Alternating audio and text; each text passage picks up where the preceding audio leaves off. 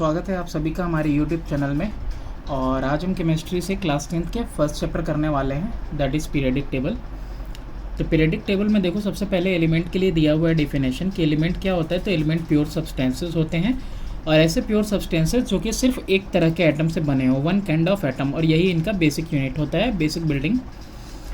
इसके बाद है कि देखो, स्टडी करने के लिए, पढ़ाई करने के लिए बहुत सारे एलिमेंट्स आते जा रहे थे, more and more element discover हो रहे थे। तो इसीलिए ऑर्गेनाइज्ड मैनर में उनको पढ़ने के लिए क्लासिफिकेशन की नीड पड़ी, हमको ज़रूरत पड़ी क्या करने की, एलिमेंट्स को क्लासीफाई करने की। तो क्लासिफिकेशन में सबसे पहले नाम दिया हुआ है डोबरेनर का। तो डोबरेनर जो थे वो एक जर्मन साइंटिस्ट थे, और इन्होंने क्या बोला था कि अगर 3 एलिमेंट्स अगर सीरीज़ में लेते हैं इस तरीके से, तो ABC अगर 3 एलिमेंट्स हमने ले लिए, तो जो 2 का मास है ना, फर्स्ट और थर्ड का जो मास होगा उसका एवरेज निकालेंगे तो सेकेंड का मास निकलेगा। ठीक है, तो ऐसा एग्जांपल आप देख सकते हो कि जैसे यहाँ पे कैल्शियम लिया, स्ट्रोंटियम लिया, बैरियम लिया, तो इनका जो है कि कैलकुलेशन क्या आया कि अप्रॉक्स किसके इक्वल आ रहा है, मिडिल वाले के अप्रॉक्स आ रहा है। तो इसी तरीके से ये चीज़ लिथियम, सोडियम और पोटेशियम पे भी फॉलो हुई। लेकिन क्या हुआ ना, जल्दी ही क्या किया लोगों ने, इस थ्योरी को डिस्कार्ड कर दिया, क्योंकि सिर्फ कुछ ही एलिमेंट्स थे, सिर्फ फ्यू एलिमेंट्स थे जो कि इस तरीके से अरेंज हो पाए, बाकी अरेंज नहीं हो पाए। अब इसके बाद कौन आया, तो इसके बाद आया न्यूलैंड। जो न्यूलैंड है वो कौन है, वो एक इंग्लिश साइंटिस्ट थे, और इन्होंने क्या दिया, लॉ ऑफ ऑक्टेव दिया, सारे गामा पादा निसा वाले, ये जो है ना म्यूज़िक लवर थे। ठीक, तो इन्होंने ये कहा कि एलिमेंट्स अगर increasing order of atomic mass में रखे जाएंगे तो हर एट्थ एलिमेंट जो होगा वो रिजेंबल करेगा अपने फर्स्ट वाले को, फिजिकल और केमिकल प्रॉपर्टीज़ जो है रिजेंबल करेंगी।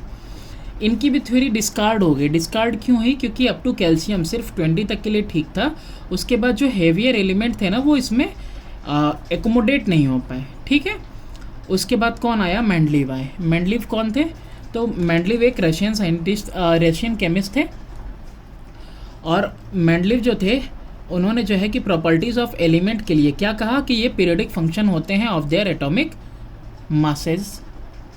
ठीक है, तो मेंडलीव ने भी ये बात कही कि वो फंक्शन है, पीरियडिक फंक्शन है अपने एटॉमिक मासेस के। तो इन्होंने क्या किया, इन्होंने पहली बार टेबुलर फॉर्म लगाया, यानी कि वर्टिकल कॉलम जिसको ग्रुप कहते हैं, और हॉरिजॉन्टल रोज में जिसको पीजेड कहते हैं आज के दिन हम लोग अब। तो उसमें क्या किया, इन्होंने सारे के सारे एलिमेंट्स को वो अरेंज किया। इसके बाद इनका जो सबसे बड़ी खासियत क्या थी कि इन्होंने प्रेडिक्ट किया एग्जिस्टेंट। प्रेडिक्ट किया मतलब पहले से बता दिया एग्जिस्टेंट किसका, yet to be discovered element का। बहुत सारे एलिमेंट जो कि अभी डिस्कवर्ड होने वाले हैं उन एलिमेंट्स के लिए प्रेडिक्ट किया इन्होंने। इनकी थ्योरी भी डिस्कार्ड हो गई। डिस्कार्ड क्यों हुई, क्योंकि पोजीशन जो था सर्टेन एलिमेंट का, रेयर अर्थ मेटल का, आइसोटोप्स का, ये सब पोजीशन जो है बिल्कुल गड़बड़ था, और इन्होंने एक ही ब्लॉक में 2 एलिमेंट जो है कि रख दिए थे एडजस्ट करने के लिए। इसके बाद आए लास्ट हमारे हेनरी मोज़ले। हेनरी मोज़ले जो थे फर्स्ट टाइम इन्होंने क्या बोला कि प्रॉपर्टीज़ ऑफ जो एलिमेंट है वो पीरियडिक फंक्शन है ऑफ देयर एटॉमिक नंबर।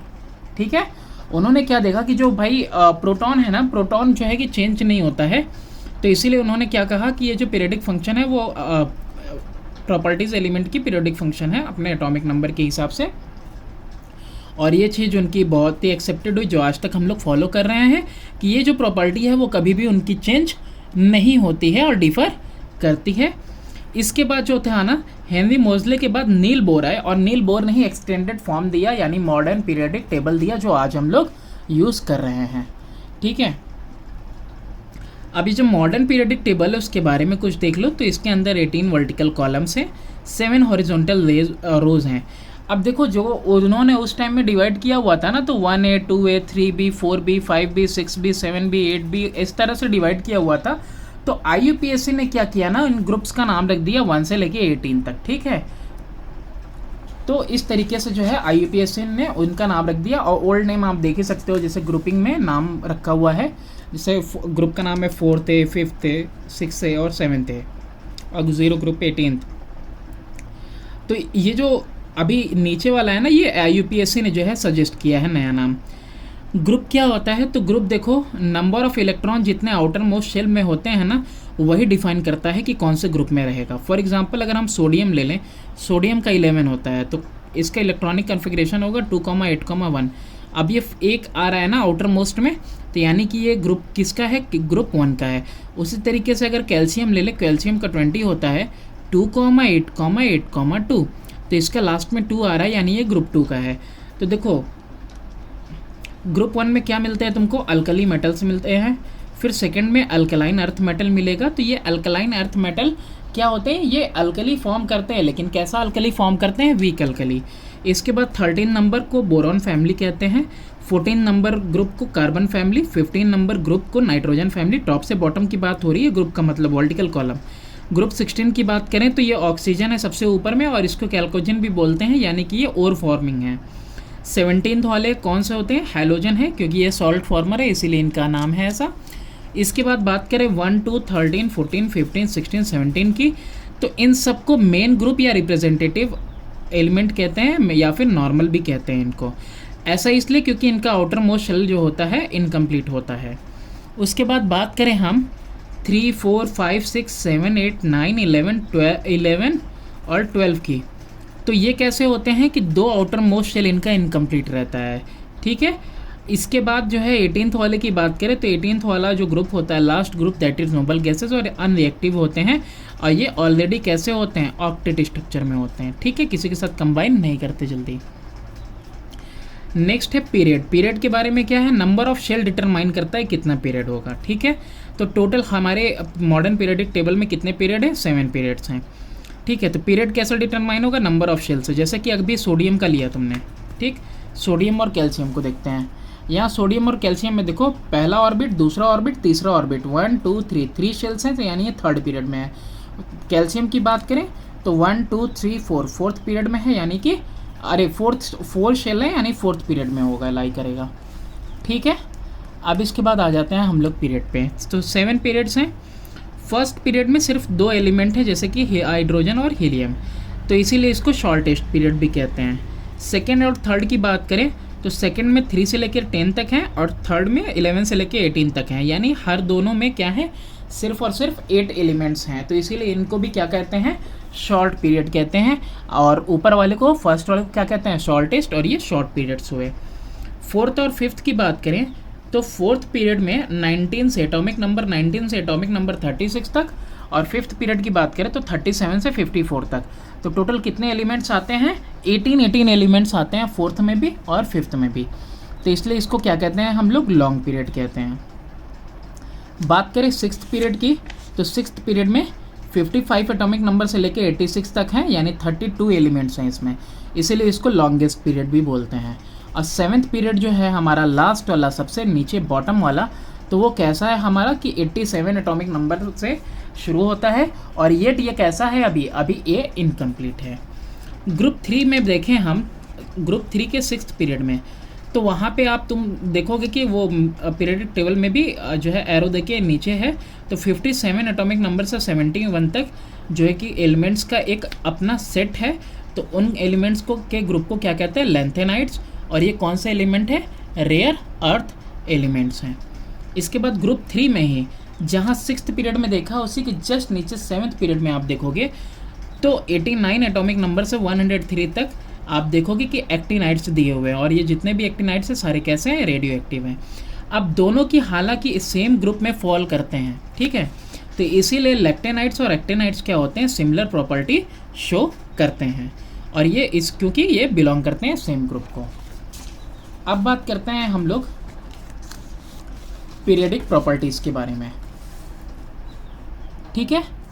तो पीरियडिसिटी क्या होता है, पहले पीरियडिसिटी पढ़ते हैं। तो पीरियडिसिटी होता क्या है, ये प्रॉपर्टीज़ होती हैं जो कि रीअपीयर होती हैं रेगुलर इंटरवल पे, और ये ग्रेजुअल वेरिएशन होता है, यानी कि लगातार डिक्रीज़ होना या फिर लगातार इंक्रीज़ होना, तो इसी को क्या कहते हैं, पीरियडिसिटी होती है। और ये कॉज क्यों होता है, क्यों पीरियडिसिटी आती है, क्योंकि रीअकरेंस होता है सेम इलेक्ट्रॉनिक कन्फिग्रेशन का, ई के ऊपर माइनस यानी इलेक्ट्रॉनिक कन्फिग्रेशन सेम होता है, तो इसीलिए क्या होता है, बार बार सेम आता जाता है ना, हर एक एलिमेंट जैसे रिजेंबल करा था, जैसे सोडियम, लिथियम, पोटेशियम, तो इस तरीके से जो है सेम इलेक्ट्रॉनिक कन्फिग्रेशन आएगा, यानी same number of electron outermost shell में आएंगे, इसीलिए क्या आता है, पीरियडिसिटी आती है, यानी प्रॉपर्टीज़ रीअपीयर होती हैं। बात करें ऑर्बिट की, तो ऑर्बिट या शेल क्या हुए, ये वो पाथ है जिस पाथ पे इलेक्ट्रॉन रिवॉल्व करता है अराउंड न्यूक्लियस। यहाँ पे अगर न्यूक्लियस है तो इसके चारों तरफ इलेक्ट्रॉन घूम रहा है, तो इसी पाथ को क्या बोलेंगे हम लोग, शेल बोलेंगे या ऑर्बिट। नंबर ऑफ शेल, तो नंबर ऑफ़ शेल की बात करें तो जब हम डाउन अ ग्रुप जाते हैं टॉप से बॉटम में तो क्या करता है, इंक्रीज़ करता है। ठीक है, ऊपर से नीचे पीरियोडिक टेबल में जब भी टॉप से बॉटम की तरफ आएंगे तो देखो फ्लोरीन है, क्लोरीन है, ब्रोमीन। फ्लोरीन में सिर्फ 2 शेल, क्लोरीन में 3 शेल, ब्रोमीन में 4 शेल। तो इसी तरीके से डाउन टू ग्रुप आने में क्या होता है, इंक्रीज़ करता है। उसके बाद अक्रॉस अ पीरियड की बात करें तो number of shell across a period left to right जाएंगे तो बिल्कुल कांस्टेंट रहेगा, लेफ्ट टू राइट। ठीक है, सेम रहेगा। वैलेंसी क्या होती है, वैलेंसी कंबाइनिंग कैपेसिटी होती है। और ग्रुप जो में क्या होता है, ग्रुप में जो है वैलेंसी बिल्कुल सेम रहेगी। और जो है अक्रॉस ए पीरियड की बात करें तो इंक्रीज़ करेगी अप टू 14 और फिर 4 हो जाती है जब, और फिर 4 होने के बाद डिक्रीज़ करती है। ठीक है, उसके बाद बात करते हैं हम लोग पीरियडिक प्रॉपर्टीज़ के बारे में। ठीक है, पीरियडिक प्रॉपर्टीज़ जो है पीरियडिसिटी की वजह से आती हैं और ये पीरियडिसिटी किस पे डिपेंड करता है, इलेक्ट्रॉनिक कन्फिग्रेशन पे। ठीक है, तो डायरेक्टली या इनडायरेक्टली जो पीरियडिक प्रॉपर्टीज़ हैं वो किस पे डिपेंड करती हैं, इलेक्ट्रॉनिक कन्फिग्रेशन के एलिमेंट के। तो यहाँ पे देखो रेगुलर ग्रेडेशन दिखेगा, या तो डिक्रीज़ या तो इंक्रीज़, या तो लेफ्ट से राइट में या फिर टॉप से बॉटम। देखो तो अब ये जो पीरियडिक प्रॉपर्टीज़ में है ना, इनमें 2 चीज़ पहले देख लो तुम। एक होता है तुम्हारा एटॉमिक साइज़ यानी फिर रेडियस कह लो, और दूसरा जो है आपका न्यूक्लियर चार्ज, उसके ऊपर भी बात करेंगे अभी हम लोग। पहले देखते हैं एटॉमिक साइज़ या रेडियस क्या होता है। तो यहाँ देखो न्यूक्लियस से लेके आउटर मोस्ट शेल जो है उनके बीच का जो डिस्टेंस है उसी को हम लोग क्या बोलेंगे, एटॉमिक रेडियस, और यही डिटरमाइन करता है साइज ऑफ द एटम।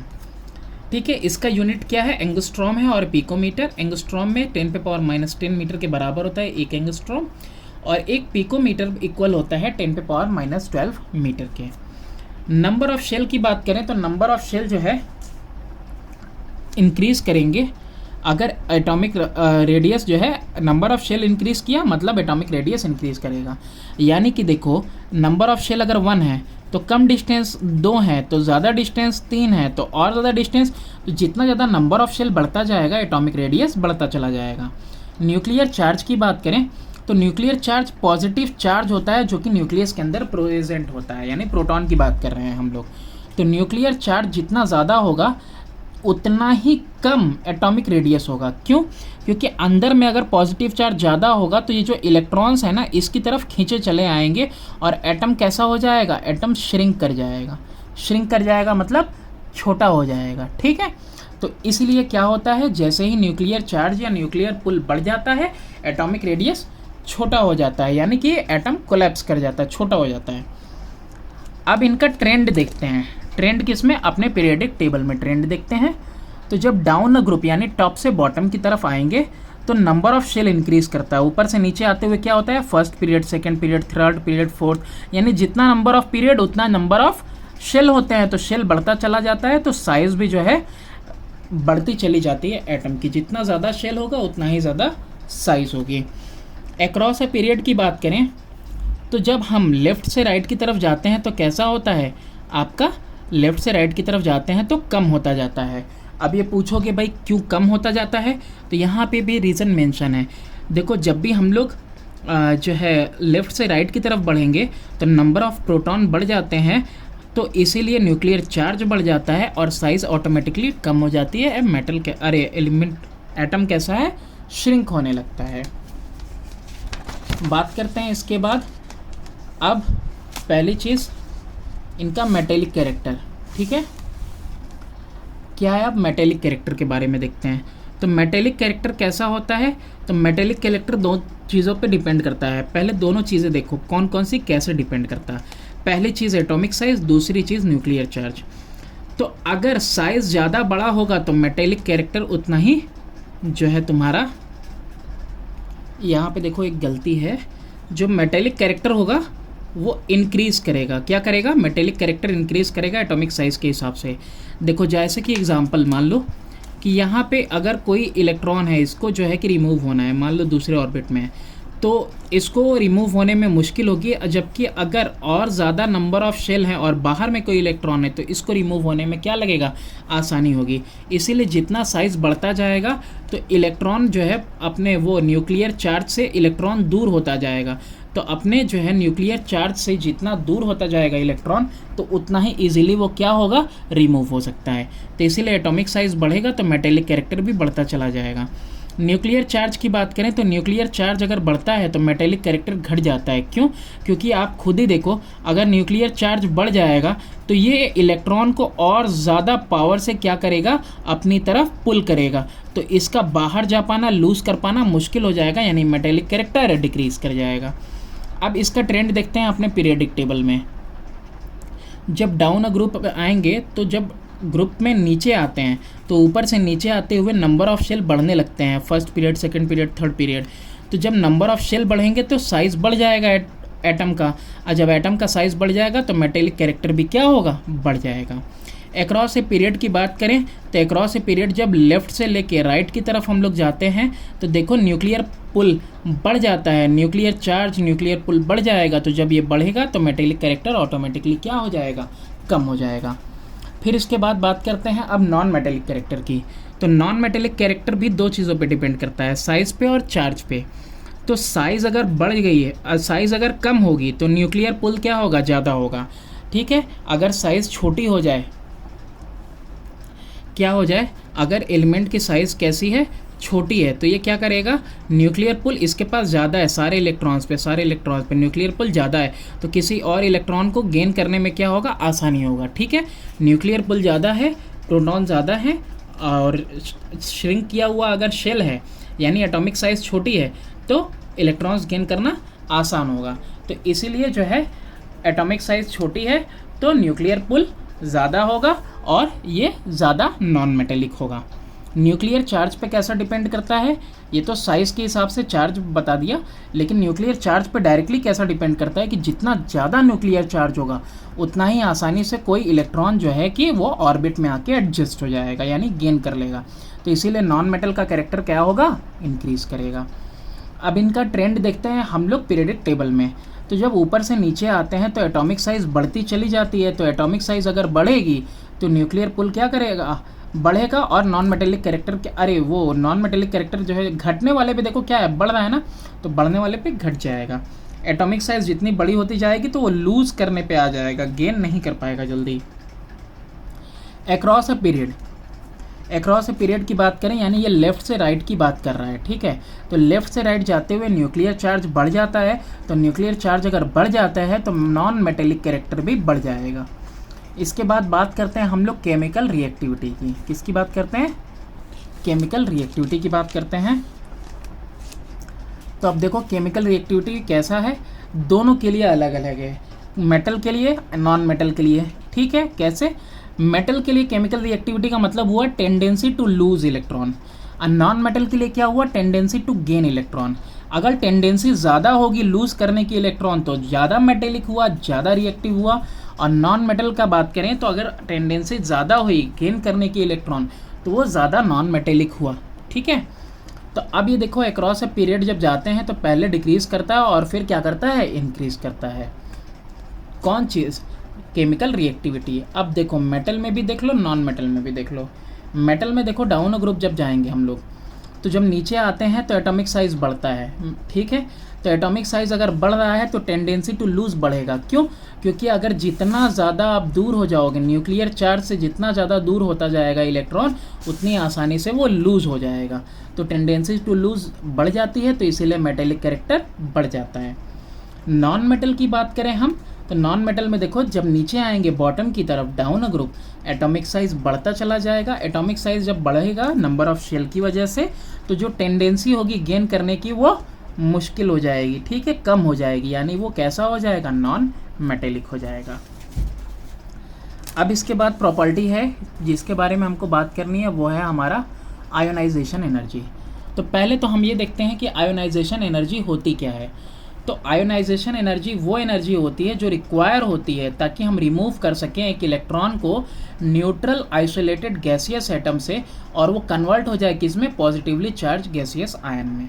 ठीक है, तो आयोनाइजेशन एनर्जी वो एनर्जी होती है जो एनर्जी हमको चाहिए होती है, जैसे मैग्नीशियम, और वो एनर्जी अगर हमने यूज़ की तो क्या हो जाएगा, मैग्नीशियम पॉजिटिव आयन में फॉर्म कर देगा मैग्नीशियम का एटम, और एक इलेक्ट्रॉन रिमूव हो जाएगा।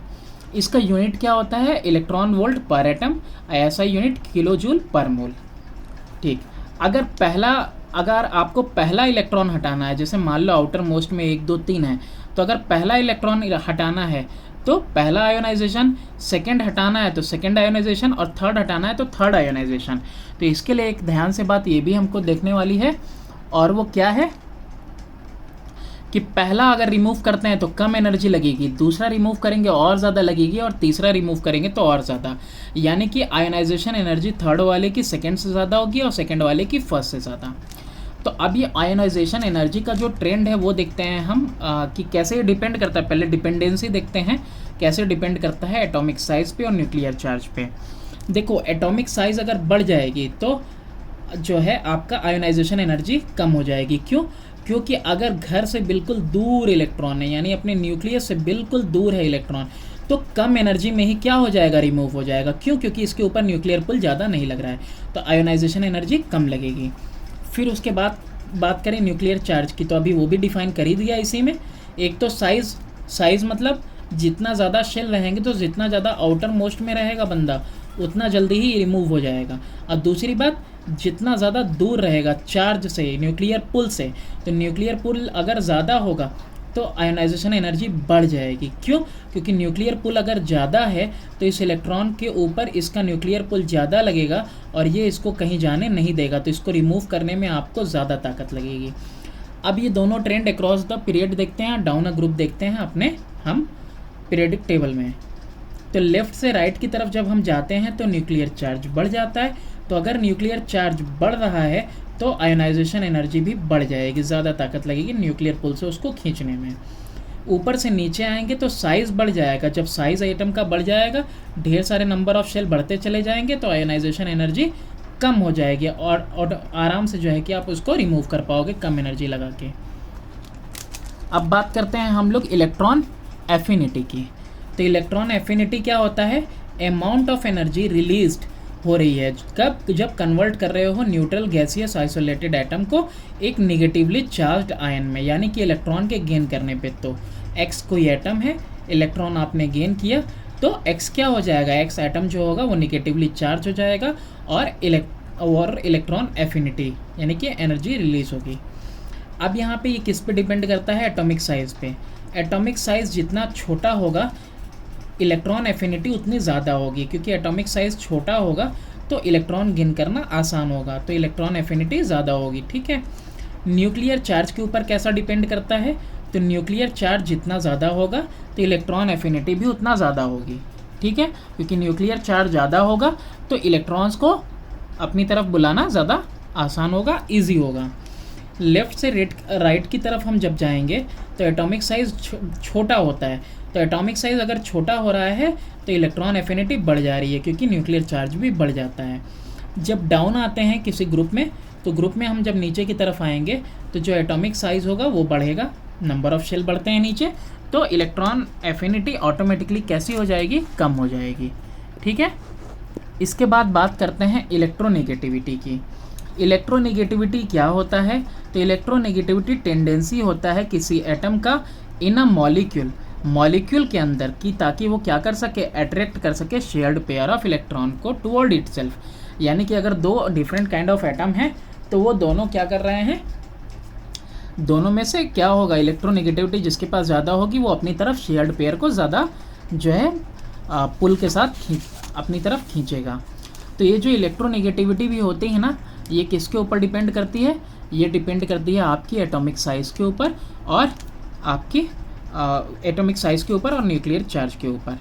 एटॉमिक साइज़ जितना बढ़ाते चले जाओगे तो इलेक्ट्रॉन एफिनिटी उतनी कम होती चली जाएगी, क्योंकि न्यूक्लियर क्या करेगा, जो न्यूक्लियर है ना बीच में न्यूक्लियस, वो जो है पुल नहीं कर पाएगा शेयर्ड पेयर को अपनी तरफ। क्यों? क्योंकि डिस्टेंस जो है बहुत ज़्यादा हो गया। न्यूक्लियर चार्ज के ऊपर कैसा डिपेंड करता है कि अगर न्यूक्लियर चार्ज ज़्यादा है तो जाहिर सी बात है अगर ज़्यादा चार्ज है तो इलेक्ट्रॉन्स इसी की तरफ खींचे चले आएंगे, तो यानी कि इलेक्ट्रोनेगेटिविटी भी ज़्यादा हो जाएगी। अब इनका ट्रेंड देखते हैं हम, किस में देखना है, पीरियडिक टेबल में। अक्रॉस ए पीरियड क्या होता है, जब लेफ़्ट से राइट जाएंगे पीरियडिक टेबल में तो न्यूक्लियर चार्ज बढ़ता चला जाएगा, एटम का साइज़ श्रिंक होता चला जाएगा, तो इलेक्ट्रोनेगेटिविटी क्या होगी, बढ़ती चली जाएगी। क्यों? क्योंकि न्यूक्लियर पुल बढ़ रहा है ना, तो न्यूक्लियर पुल बढ़ेगा तो ऑटोमेटिकली क्या होगा, तुम्हारा इलेक्ट्रोनेगेटिविटी बढ़ जाएगा। जब डाउन ग्रुप आते हो तो एटॉमिक साइज क्या होती है, बढ़ जाती है, नंबर ऑफ शेल बढ़ते चले जाते हैं नीचे की तरफ, तो इलेक्ट्रोनेगेटिविटी ऑटोमेटिकली आपकी कम हो जाएगी। इसके बाद कुछ टर्म्स दिए हुए हैं जैसे कि एटॉमिक नंबर। तो एटॉमिक नंबर होता क्या है, ये नंबर ऑफ प्रोटॉन ही है, और ये एटॉमिक नंबर एकदम यूनिक प्रॉपर्टी है, ये चेंज नहीं होती है, यानी प्रोटॉन चेंज नहीं होता। अब आपको मालूम है कि एटॉमिक नंबर जो होता है वो नंबर ऑफ प्रोटॉन के इक्वल है, और जो कि नंबर ऑफ इलेक्ट्रॉन के भी इक्वल है, किसके लिए, एक न्यूट्रल एटम के लिए। मास नंबर क्या होता है, तो मास नंबर है सम ऑफ प्रोटॉन प्लस न्यूट्रॉन, इसी को मास नंबर कहते हैं। बुक में जो है कहीं कहीं पे नोट था, तो यहाँ पे देखो जैसे कि यहाँ पे पीरियड 2 में पीरियड 3 में देखोगे तो आपस में डायगोनल रिलेशनशिप होता है लिथियम के बीच में और मैग्नीशियम के बीच में, बेरिलियम एल्युमिनियम के बीच में, बोरॉन और सिलिकॉन के बीच में। तो ये जो रिलेशनशिप होता है ना, तो इस रिलेशनशिप को कहते हैं हम लोग डायगोनल रिलेशनशिप, और ये एलिमेंट्स क्या कहलाएंगे, ब्रिज एलिमेंट्स कहलाएंगे। इसके अलावा टिपिकल एलिमेंट्स कौन से होते हैं, तो sodium, magnesium, aluminium, silicon, phosphorus, sulphur, chlorine, ये सब क्या करते हैं, समराइज करते हैं प्रॉपर्टी अपने ग्रुप की प्रॉपर्टी, ये इकलौते क्या कर लेते हैं, समराइज कर देते हैं, इसीलिए इनको टिपिकल एलिमेंट कहा जाता है। जो इलेक्ट्रॉन लूज करता है और पॉजिटिव आयन फॉर्म करता है वो रिड्यूसिंग एजेंट कहलाता है, और जो गेन करता है इलेक्ट्रॉन उसको ऑक्सीडाइजिंग एजेंट कहते हैं। तो बस इतना ही दिया हुआ है आपका शॉर्टकट में, इसके अलावा आप जो है कि थोरोली बुक पढ़ सकते हो अगर आपको पूरी तरह से पढ़ना है तो। That's all for this video, thanks for watching, do subscribe and share my channel.